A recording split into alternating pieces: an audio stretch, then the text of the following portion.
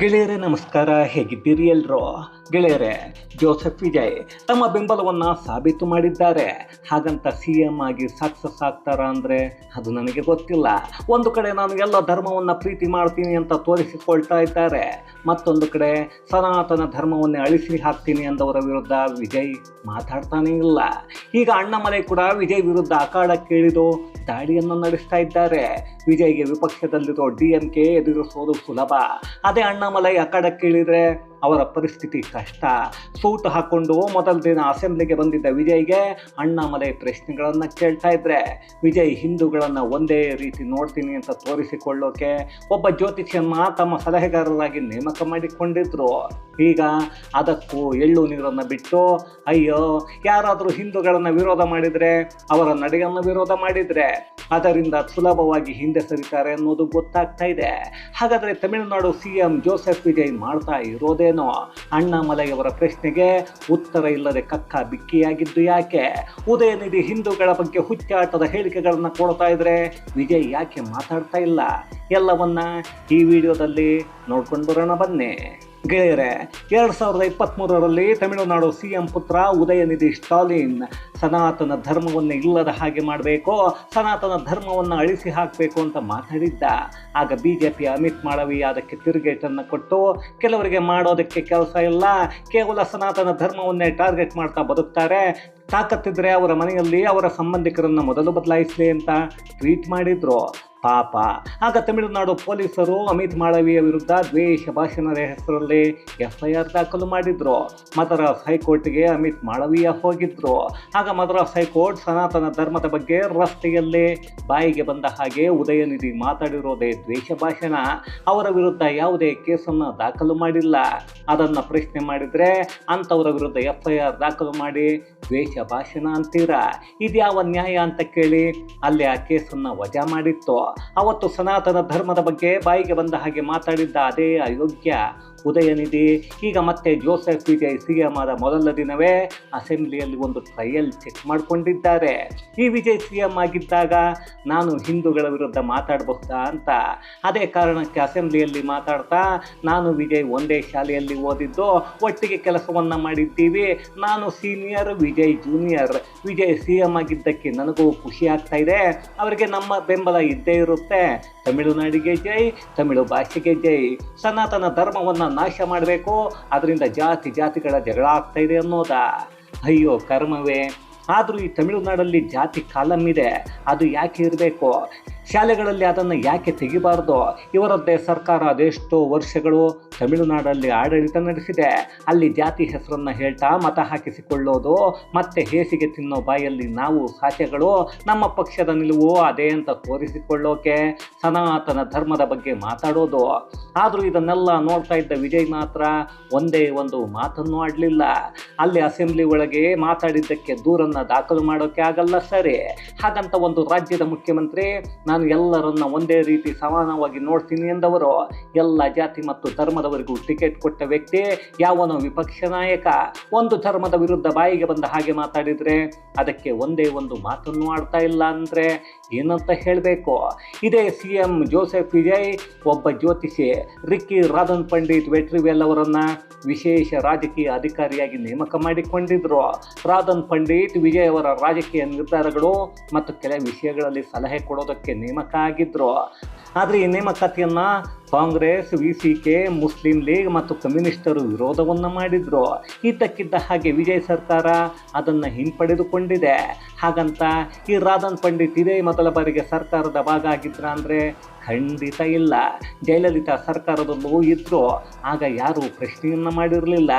ಈಗ ವಿಜಯ್ ಸರ್ಕಾರದಲ್ಲಿ ಇದ್ದರೆ ಪ್ರಶ್ನೆ ಮಾಡಿ ಅಲ್ಲಿ ಒಬ್ಬ ಹಿಂದೂ ಜ್ಯೋತಿಷಿ ಇರಬಾರ್ದು ಅಂತ ಹಿಂಪಡೆಯೋ ಹಾಗೆ ಮಾಡಿಕೊಂಡಿದ್ದಾರೆ. ಅಲ್ಲಿಗೆ ವಿಜಯ್ ಗೆದ್ದಾಗ ಮೊದಲು ದೇವಸ್ಥಾನಕ್ಕೆ ಹೋಗಿದ್ದು, ಈಗ ಅಸೆಂಬ್ಲಿ ಒಳಗೆ ಸನಾತನ ಧರ್ಮದ ಬಗ್ಗೆ ವಿಪಕ್ಷ ನಾಯಕ ಮಾತನಾಡಿದ್ರು, ಅದಕ್ಕೆ ತಿರುಗೇಟನ್ನು ಕೊಡದೆ ಮೌನವಾಗಿರೋದು. ಹಾಗೆಯೇ ಅವರ ಮಿತ್ರ ಪಕ್ಷಗಳು ಹೇಳಿದ್ದಕ್ಕೆ ಒಬ್ಬ ಹಿಂದೂ ಜ್ಯೋತಿಷಿಯ ನೇಮಕವನ್ನು ಹಿಂಪಡೆದಿರೋದು. ಎಲ್ಲವನ್ನ ನೋಡ್ತಾ ಇದ್ರೆ ಮುಂದೆ ವಿಜಯ್ ದಾರಿ ಯಾವುದು? ನಿಜವಾಗ್ಲೂ ಹಿಂದೂಗಳ ಪರವಾಗಿ ವಿಜಯ್ ನಿಲ್ತಾರಾ ಅಥವಾ ಕೈ ಕೊಡ್ತಾರಾ? ಎಲ್ಲರೂ ಸಮಾನರು ಅನ್ನೋದು ನಿಜಾನ ಅಥವಾ ನಾಟಕನ ಅನ್ನೋದು ಮುಂದೆ ಗೊತ್ತಾಗ್ತಾ ಹೋಗುತ್ತೆ. ಯಾಕಂದರೆ ವಿಜಯ್ ಸುಮಾರು 717 ಬಾರುಗಳನ್ನು ತಮಿಳುನಾಡಲ್ಲಿ ಮುಚ್ಚಿಸಿದ್ದಾರೆ. ಅದಕ್ಕೆ ಕಾರಣ ಅವುಗಳು ದೇವಾಲಯ ಮತ್ತು ಶಾಲಾ ಕಾಲೇಜುಗಳ ಪಕ್ಕದಲ್ಲಿ ಇದ್ವು ಅಂತ. ಇದು ಒಳ್ಳೆಯ ನಿರ್ಧಾರ. ಆದರೆ ಇದೇ ವಿಜಯ್ ಅವರ TVK ಪಕ್ಷದಲ್ಲಿ ಸುಮಾರು 41 ಶಾಸಕರು ಕ್ರಿಮಿನಲ್ ಕೇಸುಗಳನ್ನು ಹೊಂದಿದ್ದಾರೆ. ತಮಿಳುನಾಡಿನ ಇತಿಹಾಸದಲ್ಲಿ ಅತಿ ಹೆಚ್ಚು ಕ್ರಿಮಿನಲ್ ಕೇಸುಗಳನ್ನು ಹೊಂದಿರೋ ನಾಯಕರು ಇರೋ ಪಕ್ಷ ಅಂದರೆ ಅದು TVK. 2ನೇ ಸ್ಥಾನದಲ್ಲಿ DMK ಇದೆ. ಅಯ್ಯೋ ಬಿಡಿ ಸರ್, ಅದ್ಯಾವ ದೊಡ್ಡ ವಿಷಯ, ಎಲ್ಲ ಪಕ್ಷದಲ್ಲೂ ಕ್ರಿಮಿನಲ್ಗಳು ಇದ್ದೇ ಇರ್ತಾರೆ ಅನ್ನಿಸಬಹುದು. ಆದರೆ ಈಗ ಸುಮಾರು 21 ಶಾಸಕರು ಅನರ್ಹರಾಗೋ ಎಲ್ಲ ಲಕ್ಷಣಗಳು ಕಾಣಿಸ್ತಾ ಇವೆ. ಯಾಕಂದರೆ TVKಯ 21 ಶಾಸಕರು ತಮ್ಮ ಮೇಲಿರೋ ಕೇಸುಗಳನ್ನೇ ನಾಮಪತ್ರ ಸಲ್ಲಿಕೆ ಮಾಡುವಾಗ ಡಿಕ್ಲೇರ್ ಮಾಡಿಕೊಂಡಿಲ್ಲ. ಈಗ ಆ ಕೇಸು ಕೂಡ ನ್ಯಾಯಾಲಯದ ಮೆಟ್ಟಿಲನ್ನು ಏರ್ತಾ ಇದೆ. ಇದನ್ನು ನೋಡ್ತಾ ಇದ್ರೆ ಗೆಲ್ಲಬೇಕು ಅನ್ನೋ ಭರದಲ್ಲಿ ವಿಜಯ್ ಎಲ್ಲರಿಗೂ ಪಕ್ಷದ ಟಿಕೆಟ್ ಕೊಟ್ಟಿದ್ದಾರೆ ಅನ್ನಿಸುತ್ತೆ. ಅದೇನೋಪ್ಪ, ಒಟ್ಟಿನಲ್ಲಿ ಈಗ AIADMK ಏನಾದರೂ ಬೆಂಬಲವನ್ನು ಕೊಡದೇ ಇದ್ದಿದ್ರೆ ಅಲ್ಲಿ 21 ಶಾಸಕರು ಅನರ್ಹ ಆದರೆ ವಿಜಯ್ ಕತೆ ಏನಾಗ್ತಾ ಇತ್ತು ಯೋಚನೆ ಮಾಡಿ. ಇನ್ನು ಈಗ ಅಣ್ಣಾಮಲೈ ವಿಜಯ್ ಆಡಳಿತದ ಬಗ್ಗೆ ಅಖಾಡಕ್ಕೆ ಇಳಿದಿದ್ದಾರೆ. ವಿಜಯ್ ಮೊದಲ ದಿನ ಪ್ರಮಾಣ ವಚನ ಸ್ವೀಕಾರ ಮಾಡೋದಕ್ಕೆ ಸೂಟು ಬೂಟು ಹಾಕೊಂಡು ಬಂದಿದ್ರು. ಅದೇ ವಿಷಯಕ್ಕೆ ಅಣ್ಣಾಮಲೈ ಈಗ ವಿಜಯ್ಗೆ ಸ್ಪೆಷಲ್ ಕ್ಲಾಸ್ ತಗೊಂಡಿದ್ದಾರೆ. ವಿಜಯ್ ಸೂಟ್ ಹಾಕೊಂಡು ಆಡಳಿತ ನಡೆಸೋಕೆ ನಿಂತಿದ್ದಾರೆ. ಈ ಹಿಂದೆ ಕರುಣಾನಿಧಿ ಮುಖ್ಯಮಂತ್ರಿಯಾಗಿದ್ದರು. ಆಗ ಮಳೆ ಬಂದಾಗ ಹಳ್ಳಿಗಳಿಗೆ ಹೋಗಬೇಕಾದಾಗ ಪಂಚೆಯನ್ನು ಹಾಕೊಂಡು ಹೋಗ್ತಾ ಇದ್ರು. ಸ್ಟಾಲಿನ್ ಕೂಡ ಪಂಚೆ ಹಾಕಿದ್ರು, ಹಾಗಾಗಿ ಕೆಸರಲ್ಲಿ ನಡೆದುಕೊಂಡು ಹೋಗ್ತಾ ಇದ್ರು. ಅಷ್ಟೇ ಯಾಕೆ, ಉದಯನಿಧಿ ಕೂಡ ಪಂಚೆ ಹಾಕೊಂಡು ಹೋಗಿದ್ರು.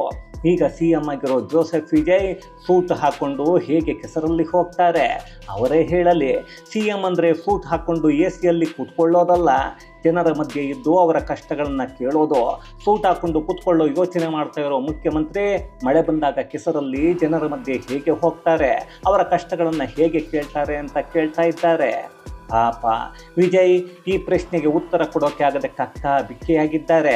ಇದನ್ನೇ ನಾವು ಕಳೆದ ವಿಡಿಯೋದಲ್ಲಿ ಹೇಳಿದ್ದು. 60 ವರ್ಷ ರಾಜಕೀಯ ಅನುಭವ ಇರೋ DMK ಅಣ್ಣಾಮಲೈ ಅವರ ಪ್ರಶ್ನೆಗೆ ಉತ್ತರ ಕೊಡೋದಕ್ಕೆ ಆಗ್ತಾ ಇಲ್ಲ.